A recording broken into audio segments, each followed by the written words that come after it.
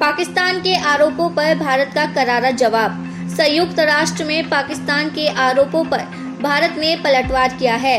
UNGA में भारत के जवाब के अधिकार का प्रयोग करते हुए संयुक्त राष्ट्र में भारत मिशन के प्रथम सचिव मिजोटो विनोटो ने कहा है, ये खेदजनक है कि पाकिस्तान के प्रधानमंत्री ने इस सभा में भारत पर झूठे आरोप लगाए।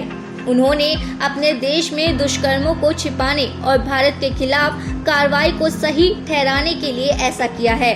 उन्होंने आगे कहा है कि एक देश जो दावा करता है कि वह अपने पड़ोसियों के साथ शांति चाहता है, वह कभी भी सीमा पार आतंकवाद को प्रायोजित नहीं करेगा और न ही मुंबई आतंकवादी हमले के योजनाकारों को आश्चर्य देगा। अंकिता भंडारी का शव चिल्लार नहर से बरामद। SDRF के प्रवक्ता ने अंकिता भंडारी के शव को चिल्लार नहर से बरामद किए जाने की पुष्टि की है। शव की शिनाख्त के लिए परिजनों को बुलाया गया है। 19 वर्षीय रिसेप्शनिस्ट अचानक लापता हो गई थी। जहां वह काम करती थी, उस रिजॉर्ट के मालिक पुलकित आर्य सहित 3 आरोपियों को गिरफ्तार किया गया है। इससे पहले अंकिता केस को लेकर उत्तराखंड के मुख्यमंत्री पुष्कर सिंह धामी ने कड़े तेवर दिखाए हैं। उन्होंने आरोपी के खिलाफ कड़ी से कड़ी कार्रवाई के निर्देश दिए हैं। उत्तर प्रदेश में PFI के 6 सदस्य गिरफ्तार। ATS की कार्रवाई। उत्तर प्रदेश में पॉपुलर फ्रंट ऑफ इंडिया यानी PFI के खिलाफ कार्रवाई जारी है। UP ATS ने कार्रवाई करते हुए PFI के 6 सदस्यों को गिरफ्तार किया। इनमें से 4 को ATS की मेरठ यूनिट और 2 को वाराणसी यूनिट ने पकड़ा है। पकड़े गए आरोपियों के नाम मोहम्मद शादाब अजीज कासमी निवासी शामली, मौलाना साजिद निवासी शामली, मुफ्ती शहजाद निवासी गाजियाबाद और मोहम्मद इस्लाम कासमी निवासी मुजफ्फरनगर है। ड्रग्स टेरर फंडिंग केस में कश्मीर में कई जगहों पर छापेमारी। स्टेट इन्वेस्टिगेशन एजेंसी ने शनिवार को जम्मू कश्मीर के कुछ शहरों में कई जगहों पर छापेमारी की। ये छापेमारी ड्रग्स टेरर फंडिंग केस के मामले में की गई है। मध्य और उत्तर कश्मीर के श्रीनगर, बडगाम, कुपवाड़ा समेत कुछ अन्य जगहों पर ये कार्रवाई की गई है। अफसरों का कहना है कि नार्को टेरर फंडिंग केस में आरोपी पाए गए लोगों को गिरफ्तार किया जा रहा है। अफसरों का कहना है कि सीमा पार ड्रग्स की सप्लाई करके ये लोग आतंक के लिए फंड जुटाने का काम करते हैं। अंकिता मर्डर केस में भड़के ग्रामीणों ने फूकी फैक्ट्री। उत्तराखंड के अंकिता मर्डर केस को लेकर ग्रामीण भड़के हुए हैं। उन्होंने शनिवार को आरोपी की फैक्ट्री में आग लगा दी। इसके साथ ही बीजेपी विधायक रेणु बिष्ट का भी लोगों ने विरोध किया है। लोगों ने उनकी गाड़ी में तोड़फोड़ की है, साथ ही उनके खिलाफ नारेबाजी भी की। 20 करोड़ की हेराफेरी केस में दिल्ली जल बोर्ड के अफसरों के खिलाफ दर्ज होगी FIR। दिल्ली के उपराज्यपाल विनय कुमार सक्सेना ने पैसों की हेराफेरी के मामले में दिल्ली जल बोर्ड के आरोपी अधिकारियों के खिलाफ FIR के आदेश दिए हैं। सूत्रों के मुताबिक साल 2012 से 19 के बीच उपभोक्ताओं से इकट्ठा की गई 20 करोड़ रुपए की बिल राशि दिल्ली जल बोर्ड के खाते में नहीं पहुंची। दिल्ली जल बोर्ड के अधिकारियों और कॉर्पोरेशन बैंक की मिलीभगत से कथित दिल्ली जल बोर्ड को 20 करोड़ रुपए का चूना लगाने के मामले में FIR के आदेश दिए हैं।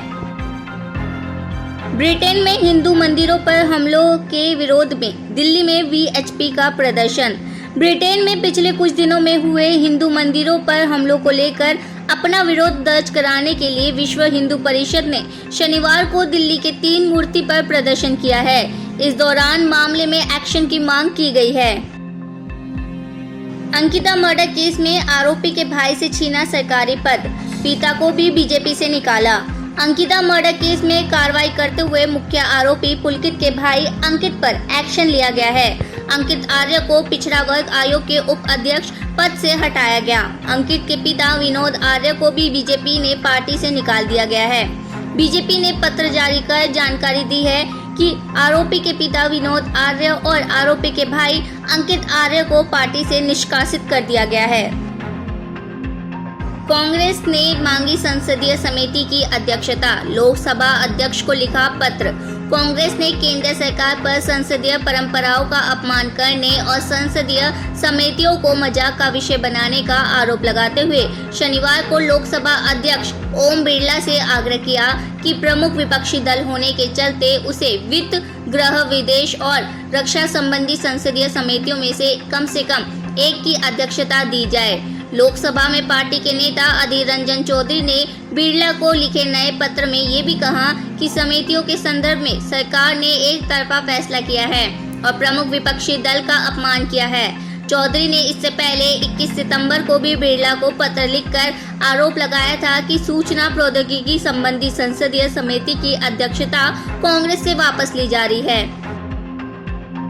अमित शाह ने किया सीमा क्षेत्रों का दौरा। गृह मंत्री अमित शाह ने बीएसएफ, आईटीबीपी, एसएसबी के डीजी के साथ किशनगंज बीएसएफ कैंप में शनिवार को एक अहम बैठक कर रहे हैं। इस बैठक में मुख्य तौर पर बांग्लादेश और नेपाल सीमा से होने वाले अवैध घुसपैठ को रोकने, fake currency, fake ID, narcotics पर कैसे सख्ती बरती जाए, इसको लेकर मंथन किया जा रहा है। गृह मंत्री ने पहले भी दूसरे राज्यों में सीमा से लगे पोस्टर्स पर जाकर सीमा सुरक्षा में लगे अर्धसैनिक बलों के साथ इस तरह की बैठक की है।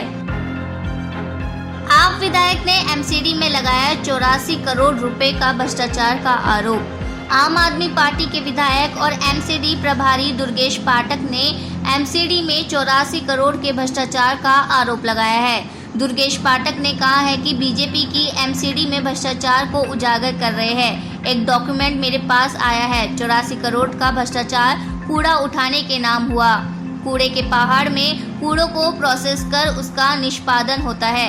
फरवरी 2020 में 3,250 रुपये प्रति मीट्रिक टन कूड़ा उठाने का टेंडर हुआ। कुछ दिन तक कंपनी ने काम किया। नया नियम आया ट्रंक में जीपीएस लगाने का। उस कंपनी का टेंडर कैंसिल हुआ क्योंकि जीपीएस लगाने से उसने मना कर दिया था। एक नई कंपनी को अब टेंडर दिया गया है।